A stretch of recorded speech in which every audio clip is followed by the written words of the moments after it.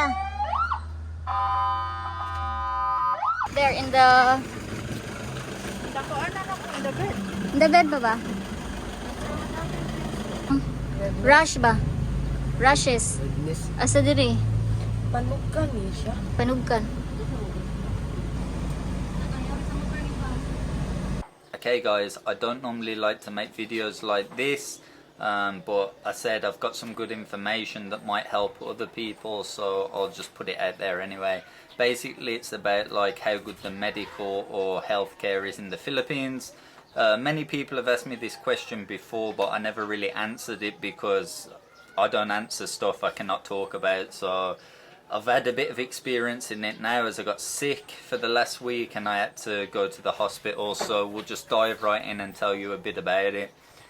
So I woke up one morning here and I basically was feeling like crazy high fever. I had a rash all over my body. They decided I should probably go to the hospital because a lot of people have actually had dengue in the province. So the first thing was there was a bit of a problem, like MJ could not drive to the hospital because her foot was swollen. So every barangay here guys in the Philippines has an ambulance which is basically government owned, and if you call the ambulance they will come and they will take you to the hospital, or they will come, they obviously have nurses on board and they will like assess you and see do you need to go. So we called them. They come here, it's free of charge guys, they don't charge you like I said because it's government owned. I'm not sure would they normally charge foreigners or is it because the guys rang for me, but anyway they come here and I went into the nurses inside the ambulance and they saw the rash on me like pretty much straight away, took my temperature, started checking all the vital signs like your blood pressure, heart rate, all that kind of thing. So they decided, yeah, like I've got a rash, I've got a high fever, I need to go to the hospital to check out what's going on.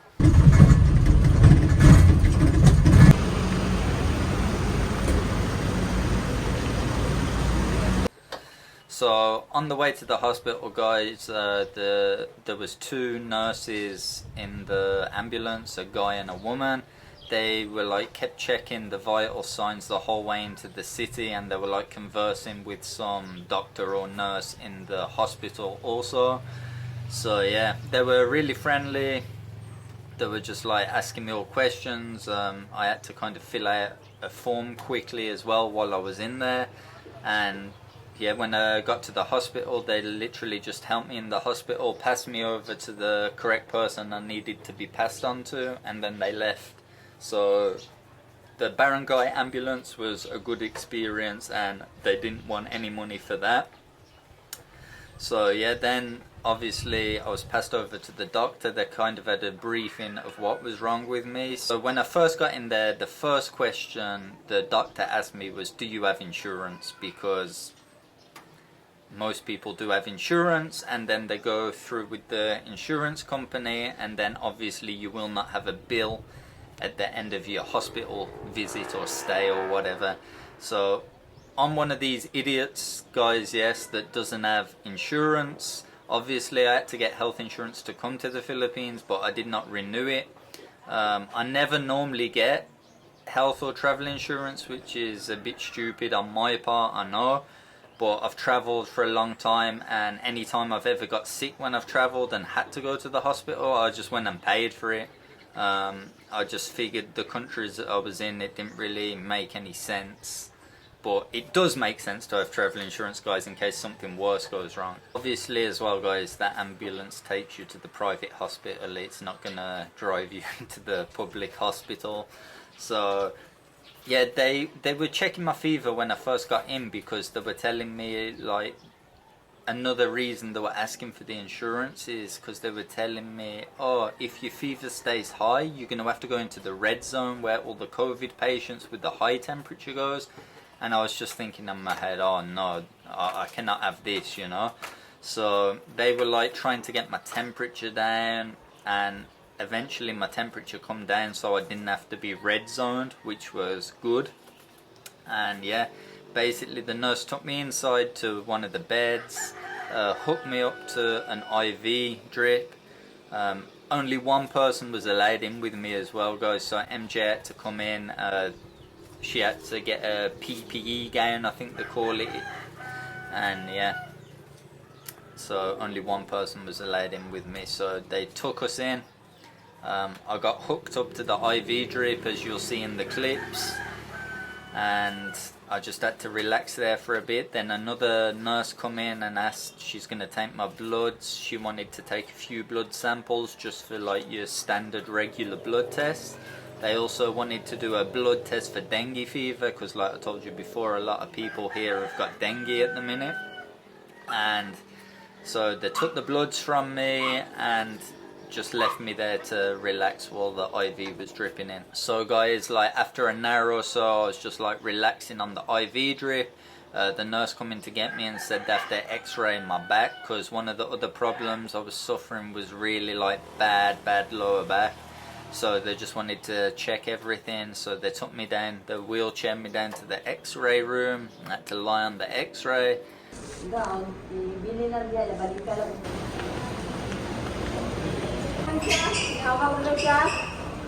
Got the x-ray at the back done, and then the nurse took me back to the bed that I was on until my IV drip had finished, and basically she told me just relax there, sir, until the results come. So that's what we did. So after we finished, guys, the test come back. The dengue fever was negative, but my, I think white cells they call it, were the count was like way down. So the doctor told me like I've suffered some kind of like viral infection, and hopefully it will go away on its own. You cannot give antibiotics if you have a viral infection, she told me. So basically I just have to go home, rest up, keep as hydrated as I can. They gave me some paracetamol and some other stuff to take for my back. Just basically ran through the results with me, you know, the way the doctors are, very like scientific with their explanations. So for me, basically what I got from it is I've got a viral infection. So I was like, okay, I'll just go home and relax. And then the thing everyone's going to be waiting for, oh Tom, how much did this cost you? Well, it cost altogether 12,000 peso, which I will put up on the screen how much that is in dollars. It is quite pricey considering I was only in the hospital for about 3 hours. I mean, what did I get done? I got done blood tests, an x-ray, the IV drip. I got 2 separate blood tests, one dengue, one regular, x-ray, IV drip, and all of that basically come to 12,000 peso, and that was not including the medication that I'd have to go and buy from the pharmacy. Included in that, you have to buy the PPE gowns for like MJ. You have to buy them for every nurse that comes to check on you that has to change into a fresh one. So yeah, 12,000 peso, guys, for 3 hours in Cebu private hospital. I don't know what you guys think. Is that expensive or is that a good price? I've personally had similar experiences where I've been in hospital in Bangkok and I've had to spend the night. And if I remember correctly, spending the night there, similar thing, I was on an IV drip. I think it cost probably the same, but I'd spent all night there, so I don't know, like, would it have cost extra if I spent all night there, would it?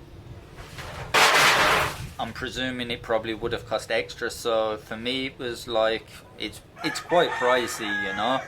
I will try and put, guys, a breakdown of my tests or something on the screen to give you a guys idea of like how much each individual thing costs. But yeah, that was pretty much my experience with the healthcare here. It was very good, quick, efficient, but that's because I paid for it, of course. Like, it's like anything in life, you pay for it, everything's gonna be quick. But I would say I don't really have any issue with the healthcare here. I will say it's very good. As you know, guys, especially here in Cebu, there's a lot of like universities where you can go, and people are coming from all over the world, from different places in Africa, India, to learn to become doctors. So nursing is quite a big thing here, so they do have very good nurses here, and as you all know, there's many Filipino nurses all around the world working in Europe, America, everywhere, so they have quite a high standard here. It was just the price that killed us, but that's my fault for not having insurance. So yeah, that's all I can say about the healthcare. That's my experience here. It was very good. Everyone was very friendly. It was fast. They diagnosed what I had, told me what to do. So for me, everything went smoothly, as if I was in my country. I had no issues with the healthcare here. Let me know what you guys think in the comments, if you've been to hospital here, what you like, dislike, if you had any problems. But for me, everything went pretty smooth, and yeah, that's pretty much just an update. That's why I've been out of action for the last week. So I'm on the recovery now as I'm making this video, and yeah, I'll see you on more videos to come.